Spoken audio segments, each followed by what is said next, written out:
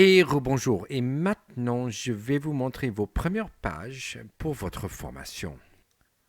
Rendez-vous englishaz.com encore et vous cliquez sur Connexion. Ici, vous mettez votre email et votre mot de passe pour entrer. Ensuite, cliquez sur S'identifier. Sur cette page, qui est la page principale de votre formation, il y a 4 parties. Nous avons la partie en haut à gauche, en haut à droite, et dans le centre, des outils ou les tools, ou le centre pour suivre et vous communiquer votre parcours de formation. Ensuite, à droite, vous avez les leçons. En haut à gauche, nous avons la possibilité de changer la langue pour cette page. Espagnol, français, anglais, néerlandais, allemand et portugais.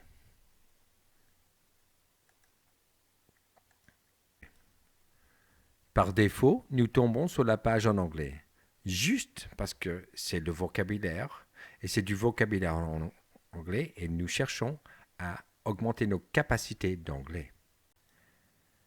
En bas à gauche, nous avons les tools ou les outils. On commence avec Weekly Email.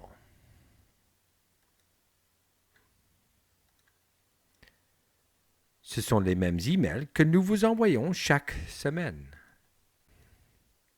Alors nous avons Warm-up MP3 pour écouter et pour répéter. C'est très bon pour la fluidité de votre communication.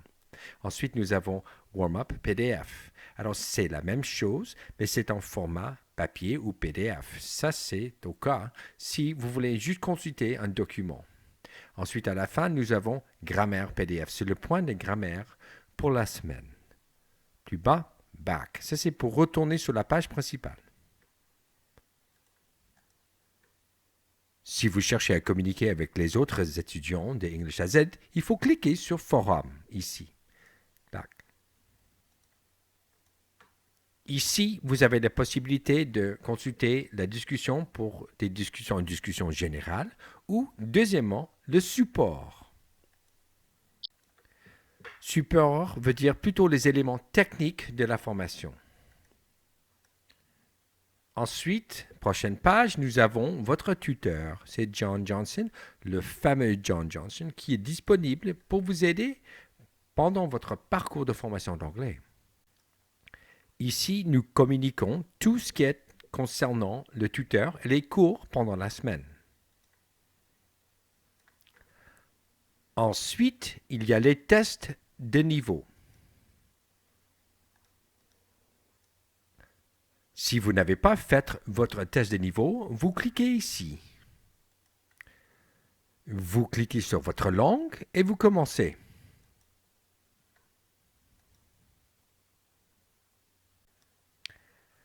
À la fin de votre formation, nous cherchons à voir vos retours. Nous aimerions savoir qu'est-ce que vous en pensez. Alors, il faut cliquer sur Quality Control.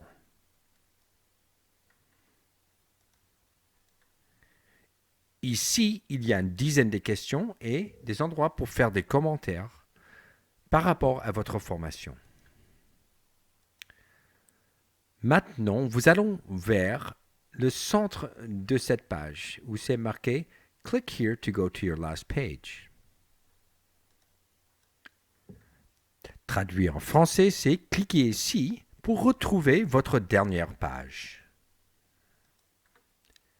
Alors, si votre dernière page, c'était leçon 2 intermédiaire, page 4, et vous retournez la semaine après, au lieu de rechercher, vous cliquez sur « Click here to go to your last page ». Et là, vous retournez à votre dernière page. C'est très pratique, ça.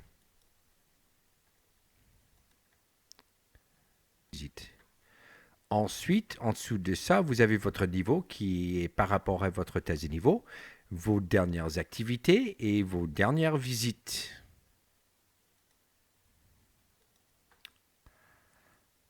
Ensuite, à droite en haut, vous avez la possibilité de faire un logout si vous voulez quitter ou si vous voulez vérifier votre compte ici. Vous cliquez sur My Account.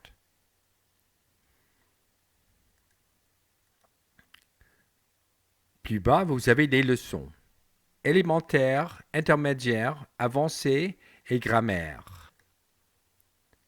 Ensuite, dans les leçons, vous avez les 3 niveaux, Elementary, Intermediate, Advanced, par rapport à votre niveau que vous voyez dans le centre. Ensuite, plus tard, grammaire, grammar, et vocabulaire, vocabulary and conversation. Bref, pendant la semaine, à gauche, vous avez votre weekly email.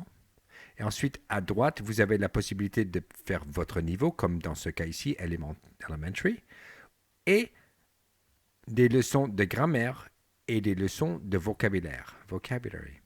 Et ça, c'est tout pour cette partie de votre formation. Et je vais continuer après.